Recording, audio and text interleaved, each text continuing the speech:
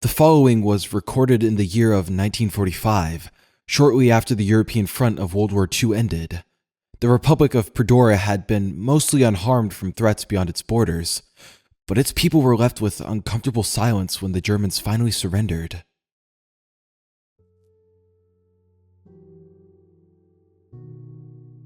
December 2nd, 1945. Being reintroduced to my hometown was an odd experience after living in lockstep with death for so long. I grew accustomed to not being able to sleep. I began to develop competence in calculating whether or not a mortar shell sailing through the air was headed for me or somewhere else along our fortified lines. When we made it home, people called us war heroes, but I wasn't afforded that perspective. I had no choice in the forfeit of my life.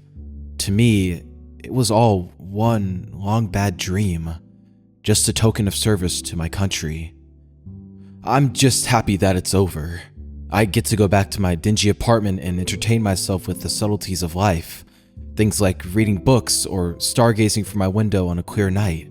I don't keep myself occupied very much, but I'd be content if I could just exist this way for the rest of my days. I knew a girl once from around these parts. I lost touch with her when we joined forces with the Allied powers. I guess I've just been secretly hoping that one day her and I will reconvene. Her name's Maribel. I could have instead spoken in past tense, so as to say that even remembering her name is an icon of the past. But perhaps there's yet grace to be found for me. She has the kindest eyes, the sort that would have welcomed me home with an unending embrace and a future walk into together. That future surely exists, just beyond the reach of my grasp for the present. In all honesty, this journal is just an aimless endeavor manifesting a direction to anchor itself in. I feel that in surviving the greatest tribulation of my life, I have returned to normalcy with nothing to show for it. I feel with each day I wake and every breath I draw, I owe something to the men that died in the mud. So, for the purpose of thinking about anything else at all, I've decided to write my thoughts about what's been occurring in and around me. I'll be updating this whenever I feel I have something to say. I may not always feel comfortable speaking to other people, but there's ultimately no better companion than a journal. For today, I feel that I've taken enough space in the notebook. I'll have to cook dinner and settle in for the night. December 3rd, 1945. I'm not exactly enthralled about the coming of winter. I always hated the bitter chill we live with in Pandora. Spring and summer are nice, but the warmth is quick to leave. Some of the people of my town warn of an arduous season ahead of us, and I internally sighed at the notion. Guess I'm stocking up on supplies and hibernating like a bear. Someone's gonna have to shovel us out whenever it gets bad, and I've already done enough for my community in my humble opinion. My neighbors in this complex are friendly enough. If you had some pseudo-intellectual college students, a couple of old prudes, and a number of middle-aged school board presidents and you all threw them together in a melting pot, you'd probably get something like this place. Somehow, the bitterness of the old woman gives this place a touch of sugar. Makes it feel like home to me. The college students are also easy enough to put up with. I can't get Maribel out of my head, though. Before the war, I'd see her all around town. Sometimes she was close enough to talk to. I never had the will to initiate that first conversation. But since she was always around here, I would have thought that she lived nearby. Hell, maybe even in this apartment complex. No sign, though. Still, a man can dream even if the object of his desires are unattainable. Today is yet empty of things that make me smile. But in the absence of the things that bring joy, I'm forced to use imagination. I have to make myself happy while the world drones on around me. I didn't partake in the open discussion circles that were set up around town. Usually those spaces are held for public debates, but their time is instead spent talking about how the war changed their lives. Perhaps some of them mourned their innocence. I have no place in a circle like that. I have words that are heavy enough to carry on my own. I have a lot that I can say about the men I killed, and the men that killed my friends. I doubt half of them know the extent of what the soldiers saw. At most, they can babble about how they missed their fathers or how their mothers sulked staring out the window. There's a lot of that to go around, and I have no shame in claiming monopoly on it. They don't know melancholy like I do. It gets annoying to sit with this feeling at times. The angle of suffering I experience can be known only by the eyes that gazed into another. One who knew they were going to die. One who knew they'd never see their loved ones again. I was almost one of them, but I feel in some way that life after the war is going to be purgatory. Sitting and waiting, pondering why I was so lucky to make it back home.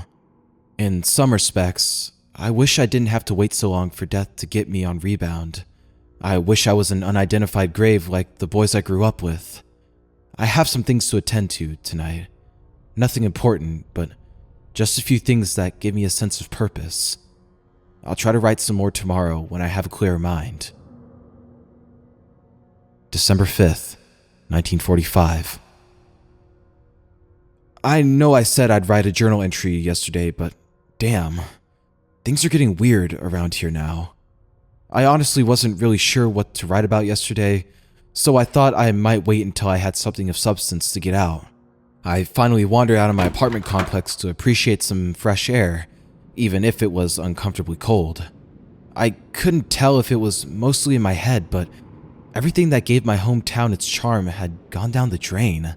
I received no polite nods from the people that knew me, only vacant, distrustful glances from the strangers who thought I might attack them at a moment's notice. They were the same faces, just more distant than I was ready for. I was fine with admitting that I wasn't much of a sight, but some of them looked almost offended that I'd even bothered trying to talk to them. I'm feeling off-center as a result of this. It's mostly why I didn't write an entry yesterday. It felt like some sort of medicinal blur, like I was only opening my eyes for the first time after a period of silence. I still can't afford to take much of this for anything more than a grain of salt. At most, this is just some sort of spell where we're all subconsciously locked in. You know, the idea of a societal lull after war. Peace may have been achieved, but maybe we're all lost in our own grief. I can be cynical at times. I've said that others don't know suffering as I've known it, but I'll admit sometimes I downplay the experience of others. I won't make excuses for it, but I've always felt, perhaps, overlooked. Like my voice never mattered. For all my life, I've watched other people around me speak their minds, and they've been celebrated for doing so. You know what happens when I put my words to my truth? I am ignored. My truth isn't bright or golden enough. Other words blot it out, but they are placed on pinnacles where I'm forgotten. I'm caught at times between trying to be understanding and defending my own truth against all else because it's the only idea I can cling on to. I am the only one that will never understand my disposition uniquely. Perhaps it is the case that the world wouldn't blink if this was my final moment, but I ask then in refutation of the existence of God, why, if I am so lonely, am I yet alive to suffer through this solitude? The thought of Maribel still being out there saddens me more with each passing day. Am I not worthy of ever being with her? Is the mere daydream an empty space that I used to enjoy visiting? I genuinely could live out the rest of my days alone, but the thought of dying with no one to mourn me is terrifying. I want something to be said of my departure, even if it means the heartache of another. I want someone, anyone, to feel the finality of my absence when I am no longer. December 8th, 1945. Off in the distance, I see nothing. The foreground we all stake our claims in, but the backdrop is of endlessly rolling plains. I feel my life in the sphere of everything I know, and beyond it lies an unspeakable quiet that makes me hide in the bubble of my understanding. Consistency is a human construction, therefore the concept does not exist in material reality. In other, more simple words, whatever. I don't care that I've been missing days. What the hell does it matter anyway? I have nothing that drives me forward beyond the thought of someone that will never love me. No, it'd be far better to stop myself from dreaming about lanes separate from my own. Pandora is becoming colder both as winter rolls in and as people preemptively protect their own interests. There's objectively nothing to gain from people acting like this, so at this point, I'm left to watch them like animals in a cage. To some extent, I'm a part of the fray. I'm in the same habitat, even if I have the high ground. I always thought we could embrace the joy of life if we made it home. I thought we could have a period of bliss. Perhaps the shadow of death lingers still, casting murk upon the smiling faces I used to know. Feels like every day is overcast and humdrum now. I haven't glimpsed the sun in perhaps a week. I can hardly go out for a walk at night anymore. The air feels like frostbite and it makes me numb shortly after I lock the door. Looking at the sky just doesn't feel the same anymore. If the clouds could morph into thunderheads and strike me down, I'm sure they would. The common phrase is that lightning doesn't strike twice, but man, his ego commands a victory lap. December 12th, 1945. Today marks the first snowfall of the season. People have stocked up as best as they could in anticipation. A lot of non-perishable goods, medical supplies, and materials among other things. Shovels went out of stock basically overnight. It doesn't bother me though. Like I said, I'll be hibernating like a bear, waiting to reemerge in the spring. My attitude is that I should let the people that actually want to get out shovel their own path. The most I have right now is the view outside my window and this journal. I don't feel like reading any of my books. I guess today just wasn't the day for my intrigue. However, it does strike me while I write this that someday I will run out of space, and when I do, I'll either have to purchase a new one or perhaps do the unthinkable. Talk to my neighbors to see if any of them have spare pages. It sure is beautiful to gaze upon the sea of tiny white dots, gently descending like icy blessings upon the earth. The grass may turn brown, but death is the price of some miracles. Death is the price someone else has to pay for me to still be here, writing away in this damn journal. If anything else had been slightly different, if I had been anywhere else on the battlefield, if I felt like I had nothing else to live for, there would have been a bullet in my head, and I would have been left to fertilize the soil of that tormented place. December 15th, 1945. For the first snow of the season, it sure does seem that we're in something fierce. It's been 2 days since the snow started and it hasn't died down yet. No signs of slowing down. I don't know how they keep up with shoveling all of it. Someone better be giving those poor kids an allowance. I know a lot of them are gonna have back problems later in life. You know, for once, I'm feeling completely certain without a shred of doubt in my mind that I'm better off locking my door and throwing away the key. For a while, I thought maybe that someday I'd change my mind. Maybe go out and see if I could find Maribel after all. But looking outside now, I would prefer to rot in my bed. If only I had somewhere to send that letter to. Gazing out to the void of white, occasionally broken by snow-covered buildings, makes me wonder if that which I sought was never real for me. It's like dreaming of having everything you could have ever wanted, only to wake with none of it at your side. It feels like I'm caught in this mental state of being half awake, that beacon of desire, a phantom ache that I can never soothe.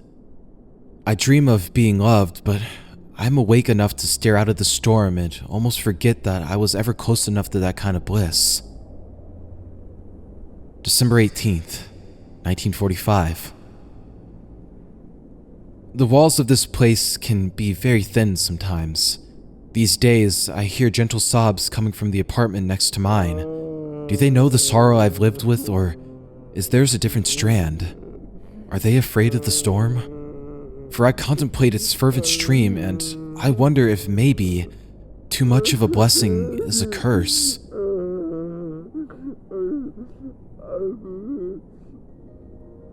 December 22nd, 1945. the sobbing stopped. I preferred to know if somebody else was still here. Nobody shovels the snow anymore. In fact, I've seen nobody roaming the streets. The footprints are so easily erased. December 28th, 1945. There will be no more holidays, no more footprints of families left behind. The blizzard claims everything in its wake. What am I still doing here if there's nothing left? January 3rd, 1946. The lights of the apartment complex across the street are on all day, but no one's ever home. Has the blizzard erased their footprints too?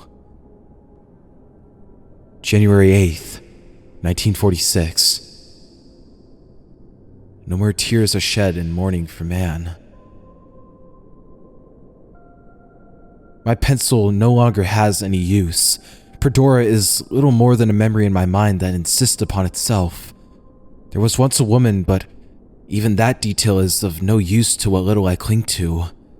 I might as well be a dying breath in an empty apartment. Suddenly, however, I feel sickening compulsion. My gaze drifts to the chair next to the window. For a long moment, my very awareness forbids me from understanding what it is I'm witnessing. I visually dissect cracked skin. The figure before me is that of a man. Every exhale causes the deep crevices of his torso to contort and retract before widening with a labored breath. Its fingers are shyly curled into its palms. Looking up past its shoulders, I observe in silent awe 3 heads that all gaze back at me. Each pair of eyes carries with it an undercurrent of existential melancholy. The cheeks on each face are sunken in, starved. Its clothes are torn and half-scorched like it had known the pits of hell. The being does not move as we both hold an unadulterated quiet. Are you real? Are you? I don't immediately know how to respond. I've been wondering the same thing since Perdora fell. After a moment of not replying, it interrupts the tension between us. Were you at one point real, with desires of your own? Yes, I sought for meaning, but are you real? Its lips all move in unison, but I only hear one voice. I am born from all that is lost. I yearn for nothing, yet I am present with you in this room. I've lost so much of who I am, everything I wanted to be, all of the love I thought I could reach. The entity's sad eyes almost filled up with tears. I glanced at the window, feeling my own frustration simmer into grief. All of the memories of the war, of watching my self-worth crumble until I felt like a walking dead man. Tell me, what happens now? What is left? The tension returns and I feel its sorrow stagnate. Behind the poignant regret in its expression, I see for the first time in a long time, starlight, buried somewhere in its pupils. I am a guide of sorts. You are a passenger headed for whatever shape death takes. But this can't be it. This isn't fair. It puts a hand to its split chest so as to touch its heart. I know, my friend, this is not the fate you deserve. But fate acts in such a manner that it subverts the idea of what it means to deserve something. Objectively speaking, death occurs dispassionately. One day, all will be at the mercy of what fate deems timely. One is not entitled to the arms of a lover, and some men were just never going to make it home from the mud of the Hurtgen forest. My heart stops in my chest and I stare at the creature. How do you know? Because I am the suffering of Perdora. I can barely breathe. The stars in its eyes glimmer so brightly in juxtaposition with the quiet tear in my ribcage. I'm going to die. This is it. And they swirl like galaxies. The feeling entwines with the sight, and I'm left to try to accept it as it rushes at me. I've seen the agony of all who walked among you. I lived it like it was my own. I absorbed it, Consuming the memories doesn't keep me alive. It merely brings me closer to understanding what might come after. Every life lost is a picture painted, and the afterimage is a wordless marvel. I know how much you miss your fallen comrades. How much you struggled with whether or not you were meant to live at all. How much it pained you when you could not reunite with Maribel. Not everyone that vanished has the chance to speak with me. The storm collects them and defaces their footprints. I just thought you should know that you lived a beautiful life. The four holds my gaze. My hands quiver in tangent with my lips, and I shake my head. I couldn't come to grips that this is what it led to. The building creaked. The wind outside had died down, leaving the two of us knowingly waiting for an inevitable ending. No, I don't agree with you. I feel like all these years have gone to waste. You need not believe it. Your feelings for Maribel, were they real even if they could not be shared? Yeah. I stifle a sob. I never found her. I look back to see the heads gently smiling. But you still felt that love. I did, and I still feel it even now knowing that it's over. Then it's not too late to shake hands with the memories. The creature stands, and I wipe away my tears. I get up to join it. It walks over to the window, and I feel compelled to follow. We watch as the world of white snow, frozen solid, gives way to a boundless night of infinite stars. It's like everything I've ever known is gone. And it's finally my turn to cross into the afterimage. In finality, I think of love. I think of relinquishing regret. I think of my eroding footsteps as I begin to cross over into the great dream.